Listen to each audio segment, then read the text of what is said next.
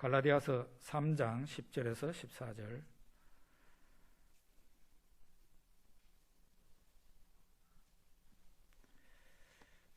제가 마스크를 좀 벗겠습니다. 거리가 된다고 생각이 되어서 하니까 이해하십시오. 3장 10절에서 14절 우리 같이 읽겠습니다. 무릇 율법 행위에 속한 자들은 저주 아래 있나니 기록된 바 누구든지 율법책에 기록된 대로 모든 일을 행하지 아니하는 자는 저주 아래 있는 자라 하였음이라. 또 하나님 앞에서 아무도 율법으로 말미암아 의롭게 되지 못할 것이 분명하니 이는 의인은 믿음으로 살리라 하였음이라. 율법은 믿음에서 난 것이 아니니 율법을 행하는 자는 그 가운데서 살리라 하였느니라. 그리스도께서 우리를 위하여 저주를 받은 바 되사 율법의 저주에서 우리를 속량하셨으니 기록된 바 나무에 달린 자마다 저주 아래 있는 자라 하였음이라. 아멘.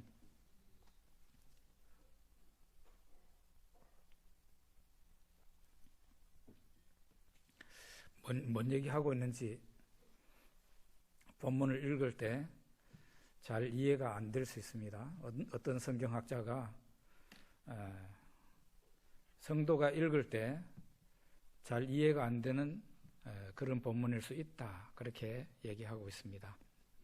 오늘 설교를 여러분들이 들으시면 무슨 얘기를 하고 있는지 명확하게 이해하시고 가정으로 가실 수 있을 겁니다. 이틀 전에 무슨 날인지 아십니까 혹시 여러분? 내일은 현충일이고 이틀 전에는 뭐였습니까? 요즘 이날 아는 사람 잘 없습니다. 우리 중국 GBS 신학원에 지금 다니고 있는 아주 귀여운 형제가 있는데 그 형제가 저에게 인사를 해왔습니다. 쭈후 니허 니더 자른 하면서 선생님과 선생님 가족에게 축복을 빕니다. 그렇게 저한테 인사를 보내왔습니다. 거기까지는 좋았는데 그 인사말과 함께 뒤에 따누지의 콰일러 이러면서 그 인사가 연결되어 있었습니다. 뭔 얘기인지 아시죠? 중국말 대충 짐작하시죠? 즐거운 단오날이 되기를 바랍니다. 그런 얘기였어요. 그 이틀 전에 단오가 지나갔습니다, 여러분. 여러분은 이 인사를 받았을 때 제가 어떤 생각을 했으리라고 생각하십니까? 고맙기는 한데 뒤에 말은 선생님과 선생님 가족들을 축복합니다 하는 것까지는 참 좋았는데 즐거운 단오절 보내십시오 하는 그 말은 별로 마음에 와닿지 않는 생뚱맞은 그런 인사다 하는 생각이 들지 않습니까? 그랬어요. 사실은 뭐 한 5년 전이나 10년 전쯤에는 그래도 단오에 대한 뭐 강릉에서 단오절 행사를 했다더라 하면서 뭐 그런 보도도 나오고 이랬는데 뭐 한 2, 3년 전부터는 코로나한테 그냥 완전히 점령이 됐는지 뭐 이 단오절 같은 거는 생각도 하지 않고 이번에도 제가 신문을 봐도 어딜 봐도 단오라는 그런 말을 한 번도 본 적이 없어요. 들은 적이 없어요.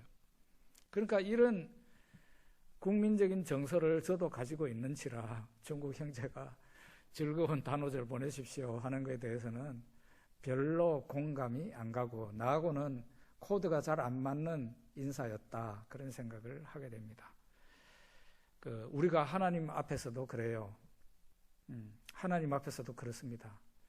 마치 그 플러그에 콘센트가 이렇게 안 맞으면은 전기가 벽까지는 와 있지만은 그 전기를 내가 뽑아서 쓸 수가 없는 것처럼 하나님과 코드가 안 맞으면은 이게 하나님 코드가 안 맞는 사람을 하나님께서 받아주시는 게 아니고 그 사람을 거절하세요. 유대인들이 그랬어요.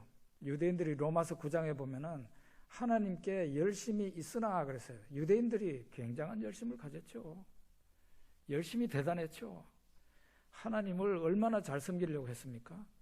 그런데 하나님 열심히 있으나 지식을 좇아서 하지 않았다. 그걸 그 다른 말로 하면은 제대로 알지 못하고, 하나님을 제대로 알지 못하고 하나님께 대해서 열심을 냈다는 거죠. 그래서 유대인들이 버림을 당했어요. 우리는 하나님이 내가 이런 식으로 하나님을 섬겨도 저런 식으로 하나님께 나아가도 하나님이 받아주시리라고 생각할 수 있지만 그렇지 않습니다. 성경에서 보여주는 하나님은 하나님의 코드에 맞게 나와야 하나님께서 그 사람을 기쁨으로 받아주실 수가 있어요. 그래서 우리가 하나님께 코드를 잘 맞추는 그런 신앙인이 돼야 된다는 겁니다. 내 딴에는 노력을 했는데 하나님께서 너는 안 된다 이렇게 하면 얼마나 섭섭하겠어요? 그래서 하나님께 거절당하면 안 되잖아요. 우리가 이 갈라디아서에서 다루고 있는 내용이 뭡니까? 사람이 어떻게 하면 의롭다함을 받을 수 있는가? 그 주제입니다. 다른 말로 하면 사람이 어떻게 하면 구원을 받을 수 있는가? 그 말이에요. 의롭다함을 받는다는 말이나 구원을 받는다는 말이나 서로 바꾸어서 써도 별 관계가 없는, 사실은 거의 동일한 의미를 가지고 있어요. 하나님께 의롭다함을 받는 사람이 결국은 구원받는 사람이니까. 갈라디아서의 그 논쟁의 주제는 사람이 어떻게 하면 의롭다함을 받을 수 있는가. 여기에는 두 가지 주장이 존재해요. 사람이 어떻게 하면 구원을 받을 수 있는가. 세계, 이 기독교뿐만 아니고 세계에 있는 모든 종교를 아울러서 두 개 주장으로 요약할 수 있어요. 어떻게 하면은 어떻게 하면은 구원을 받을 수 있는가? 대다수의 종교는 행위를 얘기합니다. 선행으로 구원받는다. 행위로 구원받는다는 거예요. 또 소수지만은 어떤 사람들은 정반대 얘기를 합니다. 믿음으로 구원받는다고. 당연히 우리는 믿음으로 구원받는다는 그 신앙을 갖고 있고요.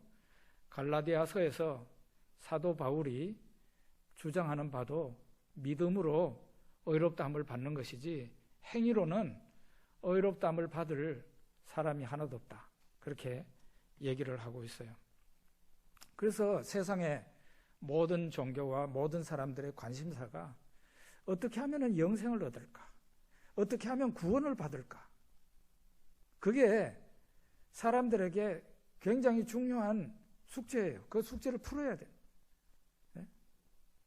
그 어떤 사람은 행위로 구원을 받는다고 주장을 하고 어떤 종교는 또 어떤 종교는 어떤 종교라고 그랬지만은 성경적인 기독교도 그냥 기독교가 아니라 성경 그대로 믿는 기독교. 그거는 믿음으로 구원받는다는 것을 주장하죠. 우리는 이 둘 중에 하나를 어쨌든 택일해야 돼요. 양자택일해야 돼요. 자, 11절과 12절을 한번 읽어봅시다. 11절과 12절. 또 하나님 앞에서 아무도 율법으로 말미암아 의롭게 되지 못할 것이 분명하니 이는 의인은 믿음으로 살리라 하였음이라. 12절. 율법은 믿음에서 난 것이 아니니 율법을 행하는 자는 그 가운데서 살리라 하였느니라. 11절에서 주장하는 건 뭡니까? 의인은 믿음으로 말미암아 살리라. 하박국서에 있는 말씀, 구약성경 하박국서에 있는 말씀이에요. 그리고 12절에서는 뭡니까? 율법을 행하는 자는 그 가운데서 살리라. 그거는 레위기서에 있는 말씀을 인용한 거예요. 이 둘이 상반된 말을 하고 있어요. 의인은 믿음으로 산다. 말하자면 믿음으로 구원받는다. 믿음으로 구원받는다는 걸 얘기하죠. 그런데 12절은 뭡니까? 율법을 행하는 자는 그 가운데서 살리라. 율법을 지킴으로 살 수 있다. 상반된 말같이 그렇게 보이죠, 실제로. 자, 우리는 이 구원받기 위해서 이 두 가지 중에 어느 한 가지를 선택을 해야 됩니다. 믿음으로 하나님 앞에 나가야 될까? 아니면은 우리의 행위를 가지고 하나님 앞에 나가야 될까? 결과적으로 결론을 내자면은 사도 바울은 무엇을 주장합니까? 갈라디아 사람들에게 어리석도다 갈라디아 사람들아, 누가 너희를 꾀드냐? 그렇게 얘기를 해요. 너희들 참 어리석다. 누가 너희들의 마음을 꿰어서 탈선하게 만들었느냐? 이 갈라디아 교인들이 처음에는 사도 바울의 복음을 사도 바울을 통해서 복음을 받았습니다. 그 복음은 당연히 예수 그리스도를 믿음으로 의롭다함을 받고 구원받는다는 그 복음이에요. 사람이 예수님을 믿는 것 이외에 구원받는데 다른 조건이 필요 없다. 오직 예수님만 믿으면 된다. 그게 바로 사도 바울이 갈라디아 교회에 전한 복음이에요. 그런데 사도 바울이 나중에 딴 곳으로 선교 가고 난 뒤에 유대로부터 다른 색깔의 선생들이 왔습니다. 유대로부터. 왜 지금은 안 그러지만 옛날에는 지방에 서울에서 온 사람이 말하면 막 그 사람의 말은 권위가 있잖아요. 그런 것처럼 갈라디아 교인들, 이 사람들 원래 유대인도 아니고 그냥 이방인인데 예수를 믿었잖아요. 그런데 이제 기독교 본거지에서 유대인 선생들이 온 거예요. 와가지고 이 사람들이 한 말이 참 교묘한 말이에요. 맞습니다. 당신들 말과 같이 예수님을 믿어야 구원받습니다. 그건 맞아요. 그런데 그거로는 부족해요. 플러스 알파가 있어야 됩니다. 그것이 바로 유대인들처럼 당신들도 할례를 받고 율법을 준수해야 됩니다. 그래야 충분히 구원받을 수 있는 겁니다. 말을 하니까 어떤 일이 일어났겠습니까? 유대인도 아닌 이방인들이, 갈라디아 교인들이요, 줄을 서가지고 할례를 받고 유대인들식으로 유대교 율법을 지키기 시작한 겁니다. 이 말을 듣고 사도 바울이 어리석도다 갈라디아 사람들아, 누가 너희들을 꾀드냐? 너희들이 육체로 성령으로 시작하였다가 믿음으로 시작했다가 행위로 마치겠느냐? 너희들이 성령으로 시작했다가 육체로 마치겠느냐? 마칠래? 이런 식으로 말을 합니다. 이 세상에 대부분의 종교와 또 기독교 안에 상당 숫자가, 제가 성경적 기독교와 기독교를 나눴습니다만은 카톨릭을 포함해서 기독교죠. 기독교인데 성경적 기독교로 저는 분류하고 싶지 않아요. 이 세상에 있는 다른 종교, 이슬람교, 불교 다 포함해서 대부분 다 선행구원을 얘기합니다. 그런데 유독 성경적인 기독교만이 믿음으로 구원받는다고 말을 해요. 자, 그럼 우리는 반대쪽에 그 이론을 한번 생각을 해보자는 겁니다. 갈라디아서 3장 10절, 행위로 구원받는다는 쪽에 얘기를 한번 해보자고요. 10절 말씀 같이 읽어봅니다. 무릇 율법 행위에 속한 자들은 저주 아래 있나니 기록된 바 누구든지 율법책에 기록된 대로 모든 일을 항상 행하지 아니하는 자는 저주 아래 있는 자라 하였습니다. 지금 무슨 얘기를 하는 거예요? 율법의 행위로 구원받고자 하는 사람은 저주 아래에 있다는 거예요. 그런 사람들은 하나님의 저주를 피할 수가 없다. 이렇게 얘기를 단도직입적으로 얘기를 해요. 행위로, 나의 선한 행위로 의롭다함을 받고 구원받는다는 것은 구원은커녕 저주를 피할 수 없다. 그런 얘기예요. 왜 불가능하다고 얘기합니까? 왜 이런 사람이 구원받기에 불가능하다고 얘기를 하는 겁니까? 율법의 요구가 너무 엄격하기 때문이에요.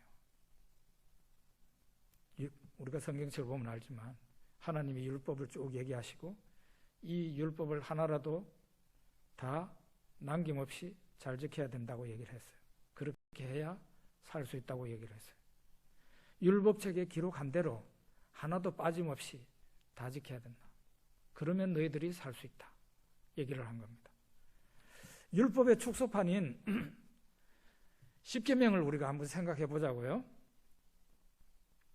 10가지 계명 가운데 9가지까지는 잘 지켰다고 생각해 봅시다.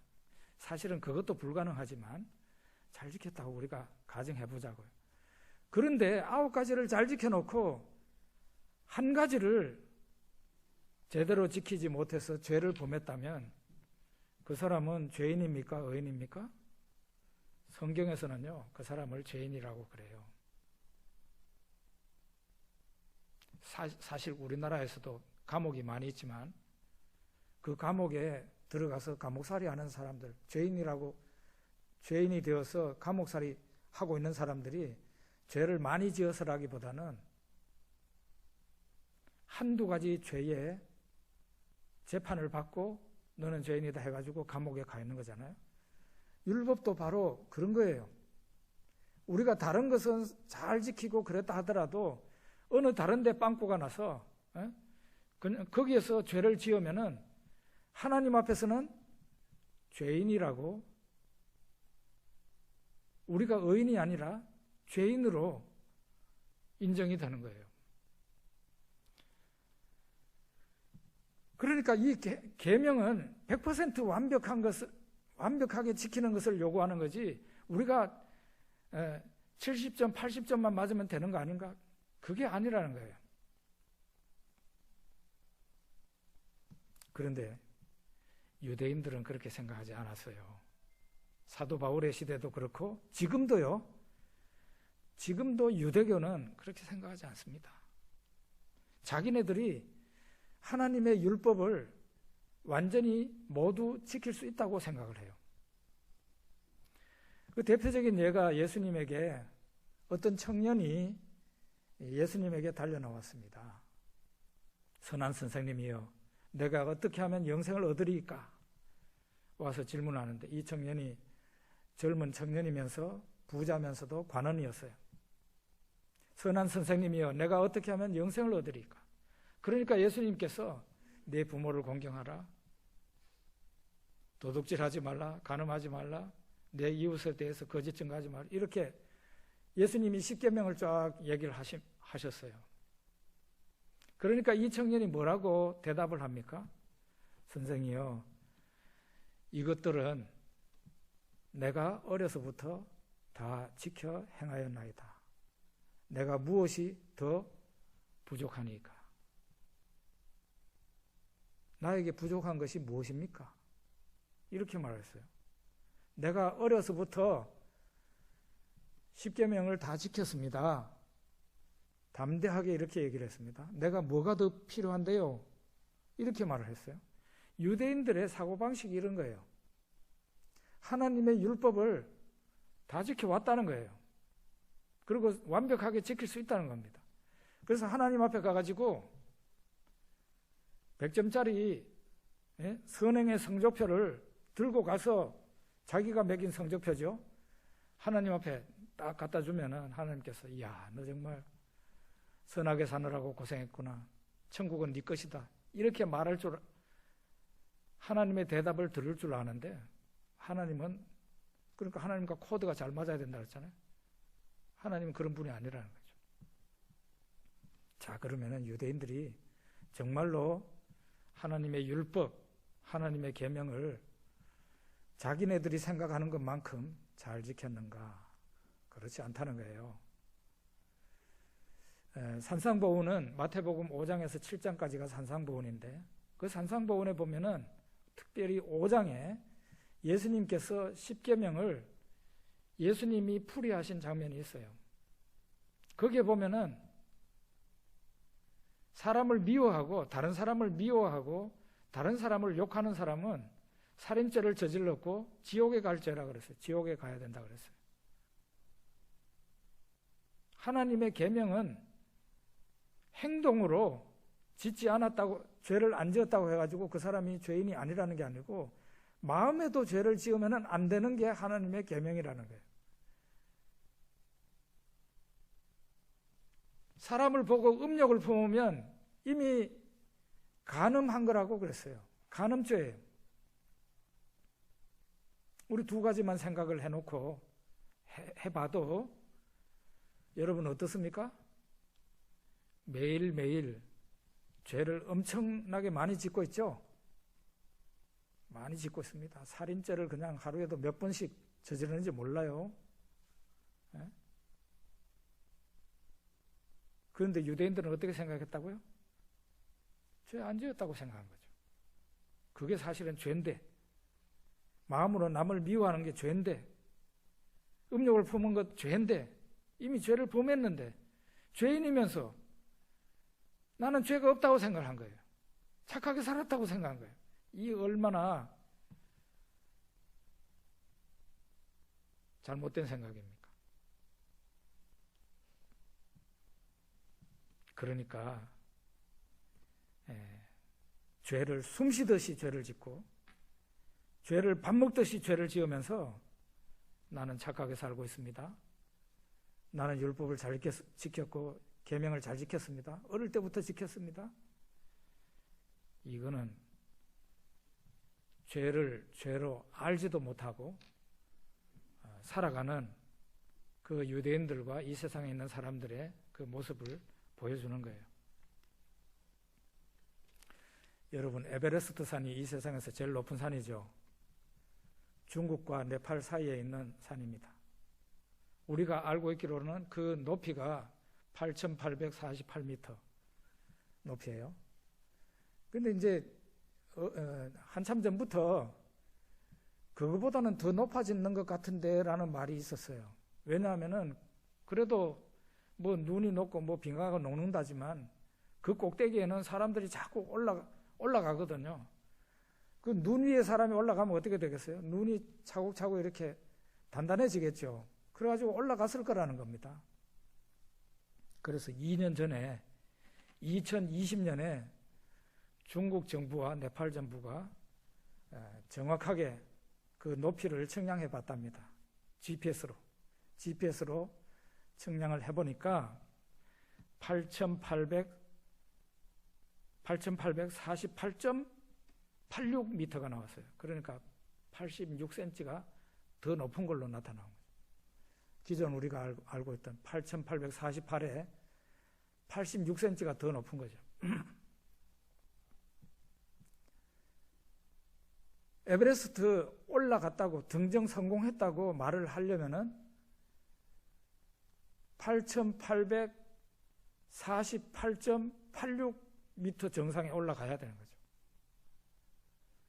그 위에 올라가지도 못했으면서 내가 등정 성공했습니다. 그러면 인정하겠어요? 네. 인정할 수가 없죠. 공식적으로 인정을 못 받죠. 어떤 사람이 에베레스트 등정하는 사람 따라서 에베레스트 그 산 허리에 있는 베이스 캠프 거기에 며칠 동안 있다가 왔어요. 5,000m 산 허리에 베이스 캠프에 거기서 라면 끓여 먹다가 왔어요. 그 사람이 나는 에베레스트 갔다 왔네 라는 말은 할 수가 있지만 나는 에베레스트를 정복하게 왔네 그 말은 못 하겠죠. 유대인들은 바로 이런 거예요. 에베레스트 그 베이스 캠프에 갔다 와놓고 에베레스트를 정복했다고 착각하는 사람들이죠.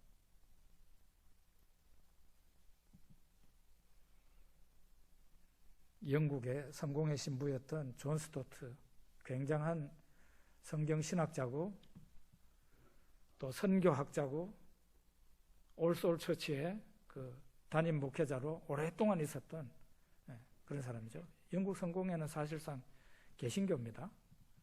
이 존 스토트가 하나님에 대해서 이런 말을 했어요. 하나님은 다정한 산타클로스 할아버지가 아니고 인간을 공의로 재판하시는 재판관이시다.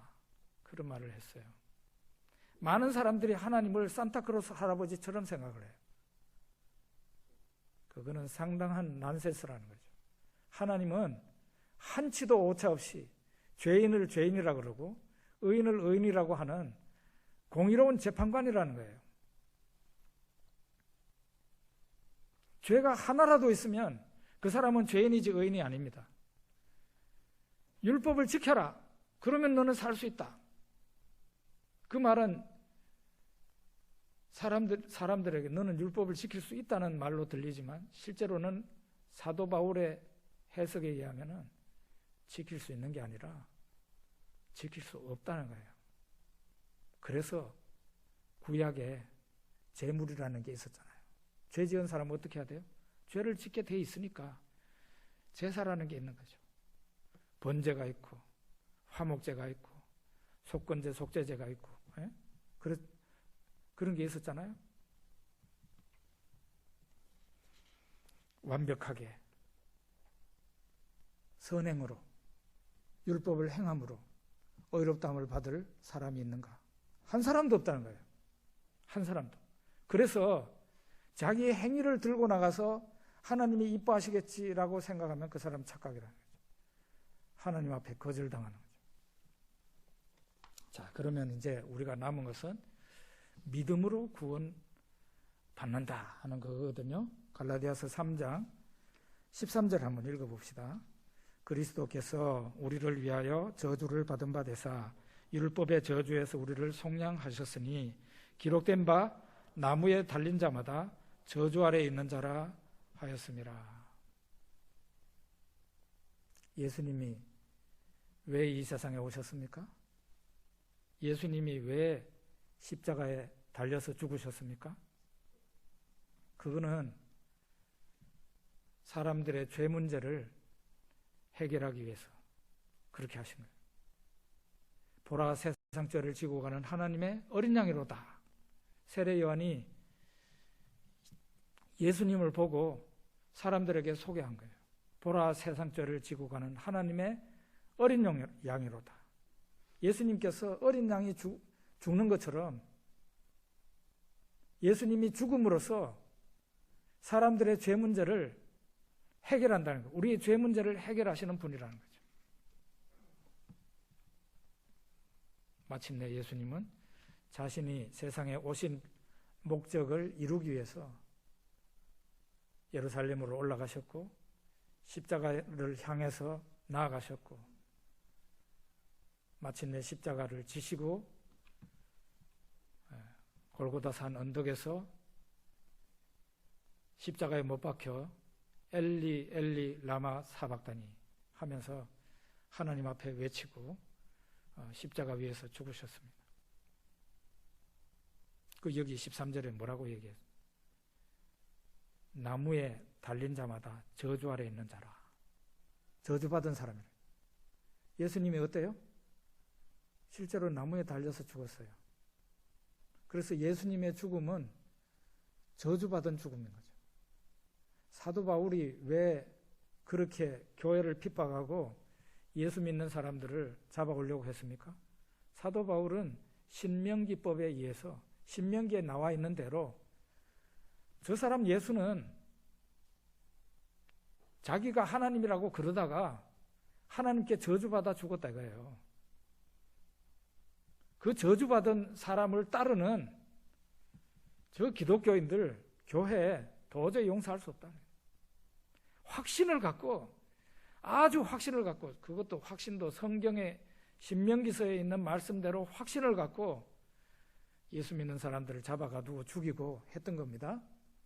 사도 바울이 생각 하나는 맞아요. 예수님이 저주받아 죽은 게 맞아요. 그런데 사도 바울이 몰랐던 것 하나가 있습니다.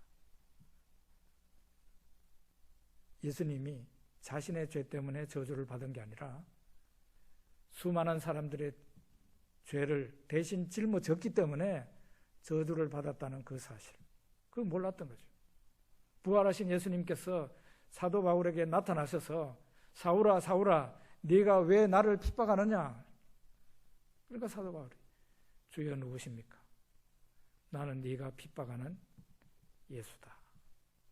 가시체를 뒷발질하기가 네게 고생이니라. 예수님이 그렇게 말씀하시죠. 드디어 사도 바울은 예수님이 저주받으신 게 맞는데 예수님이 받으신 그 저주는 죄인들의 죄를 대신 짊어지고 있었기 때문에 받은 저주라는 것을 알게 됩니다. 그래서요, 우리가 예수를 믿어야 된다는 얘기가 되는 겁니다. 우리가 예수를 믿으면 예수님이 우리 대신에 저주를 받으셨으니 우리의 저주는 없어지게 됩니다. 풀려지게 되는 거죠. 갈라디아서 3장 14절 한번 읽어봅시다.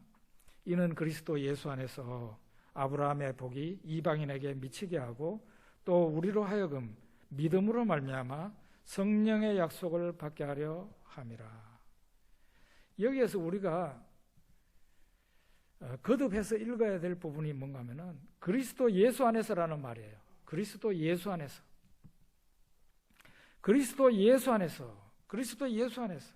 아브라함의 복이 이방인에게 미친다. 이방인에게 전달된다. 아브라함의 복이 이방인에게 어떤 방식으로 전달되느냐? 그리스도 예수 안에서 전달된다는 거죠. 그리스도 예수 안에서. 여러분과 제가 이미 저주 아래 있는 사람들인데, 사실은 저주를 받은 사람들인데 이 저주가 풀려진 거죠. 그리스도 예수 안에서. 우리는 그리스도 예수 안에서 의롭다함을 받은 겁니다. 그리스도 예수 안에서 우리는 구원을 받은 겁니다. 이게 바로 아브라함의 복이에요. 지난주에 우리가 갈라디아서 강의할 때 아브라함의 복이 뭔지를 얘기했죠. 의롭다함을 받는 복이에요. 아브라함이 하나님을 믿음에 하나님이 이를 그의 의로 여기시고 그랬잖아요. 그러니까 아브라함이 하나님을 믿을 때 하나님께서 이 아브라함의 믿음을 보시고 그를 의롭다고 하신 거죠. 그 하나님께서 창세기 12장에 내가 너에게 복을 주겠다 한 그 복이 결국은 하나님 앞에 의롭다 하심을 받는 복이라는 거예요.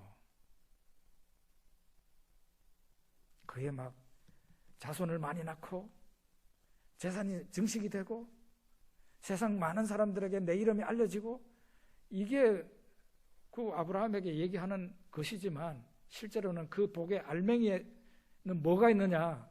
의롭다 하시는 복이죠. 의롭다 하심. 믿음으로 의롭다 하심을 받은 거죠. 그 복을 받은 거죠. 아브라함이. 이제는 이 복을 이방인들도 받게 된 거죠. 그리스도 예수 안에서. 그리스도 예수 안에서 이방인들도 그 복을 받게 됐어요. 의롭다 받는 그 아브라함의 복을 이방인들도 받게 됐어요. 할례 받고 뭐 율법 준수하고 그럴 필요가 없어요. 믿음으로. 자, 그러면은 어떻게 그리스도 예수 안에서 그게 가능한가? 우리는 먼저 예수님이 누군지를 정확하게 해야 돼요. 예수님은 임마누엘이에요. 임마누엘. 예수님이 탄생하실 때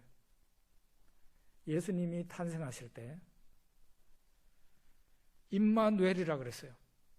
하나님이 우리와 함께 계신다. 그런 뜻이에요. 세상에 오신 예수님이 곧 이 세상에 사람들과 함께 하기 위해서 오신 하나님이시라는 거예요. 여러분 마태복음 1장이 임마누엘을 얘기합니다. 마태복음 끄트머리 28장에서요. 아버지와 아들과 성령의 이름으로 세례를 주라 그랬어요. 거기에 보면은 아버지 하나님과 동일하게 아들을 얘기하는데 성자 하나님, 예수님이죠. 사도행전에 보면은 하나님이 교회를 피로 값주고 사신 교회라 그랬어요.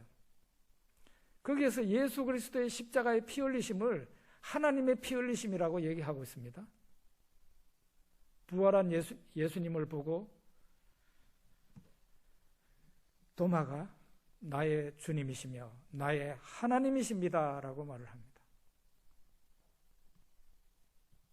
아버지를 우리에게 보여주십시오. 그러면 족하겠습니다 라고 말하는 빌립에게 요한복음 14장에 빌립아 네가 지금까지 나와 함께 있었는데 나를 알지 못하느냐? 나를 본 자는 아버지를 보았거늘 이라고 말을 하고 있어요.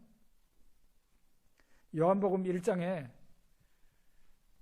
태초에 하나님이 계셨다 그러고 하나님의 말씀이 하나님과 함께 계셨다 그랬고 그 하나님의 말씀이 곧 하나님이시다 그랬어요. 그로부터 세상이 지음을 받고 그가 세상에 참빛으로 왔는데 그를 영접하면 요한복음 1장 12절에 하나님의 자녀의 권세를 얻게 된다 그랬어요. 예수 그리스도의 죽으심은 하나님의 죽으심이에요.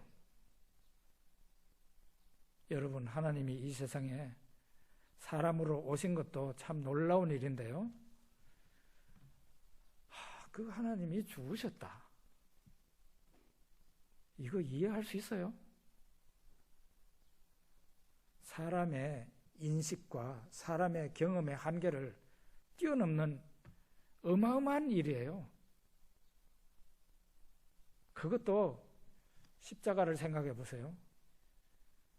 이 십자가라는 것은 로마 시대 때 있었던 그 잠시 있었던 아주 극악한 형벌입니다. 로마 정부가 아주 구제불능의 인간이고 아주 미워하는 사람들이 있었는데 주로 반정부 활동하고 데모 일으켜서 사람 죽이고 로마 군인들 죽이고 했던 그 사람들을 처형하는 방법이었는데 십자가에 사람을 이렇게 못 박으면 한 3일 정도는 죽지 않고 그대로 그냥 계속 있다가 말라서 죽는 거예요. 그런데 그 고통이 너무 심하니까 그랬대요. 자기 자식이 십자가에서 죽게 될 죄인이면 부모가 돈을 싸들고 가가지고 그 집행관에게 돈을 많이 주면서 제발 우리 자식을 이 채찍으로 많이 때려서 그냥 십자가에 달리자 말자 죽게 만들어 달라고 그랬다 그러지 않습니까? 그래서 채찍으로 막 돈을 받고 채찍으로 많이 때렸다는 거죠. 로마 시대 때 그 채찍이 채찍 끝에 뼈 조각하고 쇠 조각이 달려 있어가지고 때리면 살점이 푹푹 파이는 그런 채찍이었죠. 아, 우리 예수님 그런 채찍을 어마어마하게 많이 맞았습니다. 패션 오브 크라이스트라는 영화 보셨죠? 아, 저는 그 좋은 영화는 한 2번이고 3번이고 보는데 저는 그 영화가 너무 끔찍해가지고 한 번 보고 난 뒤엔 더 이상 볼 생각이 안 나요. 얼마나 무서운 영화였는지, 얼마나 그 로마 군인들이 채찍으로 예수님을 잔인하게 때리는지 막 그러고, 참 저는 제가 너무 힘들어서 영화를 못 보겠더라고요. 그런데 우리 한번 생각해 봅시다. 그 영화가 예수님의 실제 그 고통을 한 100분의 1은 묘사를 해놓은 걸까요? 그렇지 않을 겁니다. 100분의 1도 제대로 묘사를 못한 거죠. 그런데도 우리는 그 영화 보기가 무서울 정도로 예수님은 이 세상에 오신 하나님으로서 사람들의 죄를 대신 갚아주기 위해서 어마어마한 저주를 혼자서 다 받으신 거예요. 그 대가로 예수님 믿는 자를 죄에서 용서한 겁니다. 하나님께 저주받은 사람을 그 저주를 풀어준 거예요. 하나님이 대신 죽으신 그 대가로.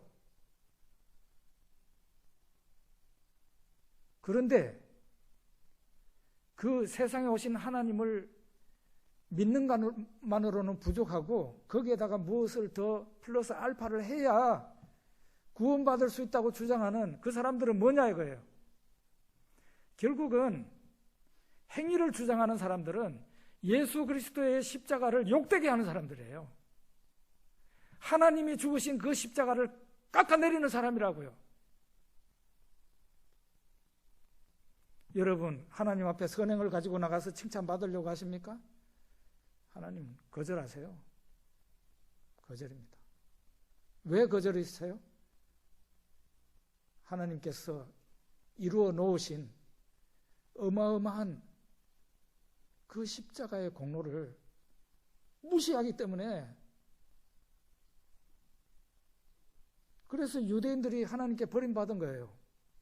하나님이 요구하시는 것은 믿음이에요. 무엇입니까? 예수 그리스도 십자가를 믿는 그 믿음. 그런데 유대인들은 무엇을 가지고 하나님 앞에 나갔어요?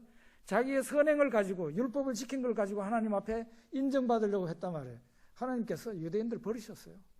그래서 그들이 열심히 있으나 지식을 쫓아서 한 게 아니라고 얘기하고 있잖아요.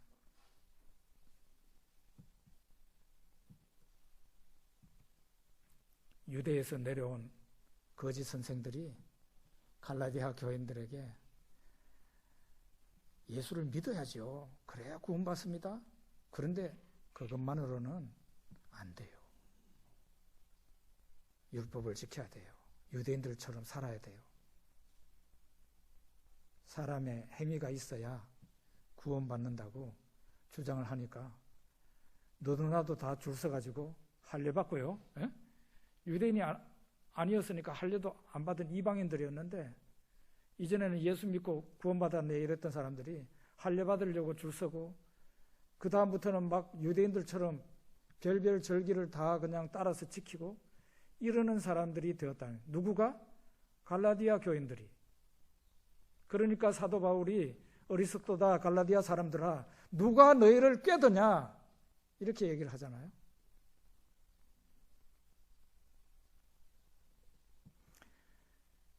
항상 기독교 안에서는 이런 주장이 있어 왔어요. 믿음으로만 구원받는다고 그러면 신자들의 생활이 문란해지니까 그런 식으로 말하면 안 돼요 하고 말을 하는 사람들이 많아요. 이런 말을 하는 사람들 어떤 사람들인지 아십니까? 성도님들 가운데는 없어요. 성도님들 가운데는 이런 말 하는 사람이 없고, 심지어는 일선에서 목회하는 목사님들은 그런 말 안 해요. 그 목회자들의 마음은 대체로 성도들과 같이 가요. 그런데 꼭 유식하다는 신학자들이 그런 말 하는 거예요. 여러분, 우리나라에도 그래서 가로늦게 최근 몇 년 사이에 종교개혁자들이 그 성경을 파다가 깨닫게 된 그 진리, 이 신칭의 믿음으로 의롭다함을 받는다, 믿음으로 구원받는다는 이것을 폐기하려고 하는 신학자들이 있는 거예요. 그 신학자들이 뭐라고 말합니까? 믿음으로 구원받는다고? 그딴 식의 구원파적인 설교를 하지 말라고 얘기를 합니다. 구원파는 그런 게 아니에요. 구원파는 이거하고 좀 달라요. 그리고 사형리식의 복음을 전한다고 맹비난을 합니다. 그 사람들이. 믿음으로 구원받는 그 복음을 사형리가 전하고 있으니까 그 사람들이 볼 때는 값싼 복음이라는 거죠. 값싼 복음 전하지 마라, 그렇게 얘기를 하는 거예요. 맞습니까? 무엇이 더 필요합니까? 하나님이 십자가에서 죽으셨습니다. 거기에다가 무엇을 더해야 구원을 받습니까?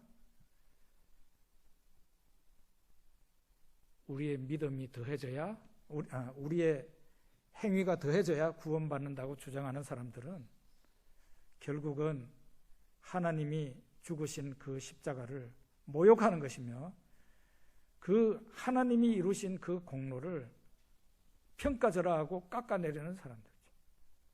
오직 예수 믿는 것으로 충분합니다. 여러분들이 죄 많이 지었습니까? 앞으로도 우리는 죄 많이 지을 겁니다. 그 모든 죄를 다 씻음받고도 남습니다. 왜? 하나님이 사람이 되셔서 십자가에서 우리의 죄를 대신해서 죽으셨으니까요. 구원에는 믿음밖에 없어요. 이 믿음이라는 것이 그리스도 밖에 있는 사람들을 그리스도 안으로 집어넣는 일을 해요. 그래서 이거를 그리스도와의 연합이라고 그럽니다. 이 믿음을 표현한 것이 세례예요. 세례는 예수님 밖에 있던 사람을 갖다가 예수님에게 접붙이는 의식이에요. 접붙이는 의식. 그래서 믿음으로 말미암아 여러분과 저는 예수님 안으로 들어가게 되는데 이거를 접붙임을 받는다, 이런 식으로 말하는 거죠. 그리스도와의 연합이 믿는 사람과 예수님 사이에서 이루어지는 겁니다. 그래서 그리스도와의 연합을 통해서 예수님의 십자가가 나의 십자가가 되고, 예수님이 받으신 저주가 내가 받는 저주가 되고, 예수님의 부활과 영광이 내가 받는 부활과 영광이 되는 거예요. 그래서 예수님을 믿는 그 믿음밖에는 구원에 다른 방도가 없다. 우리 기도하겠습니다.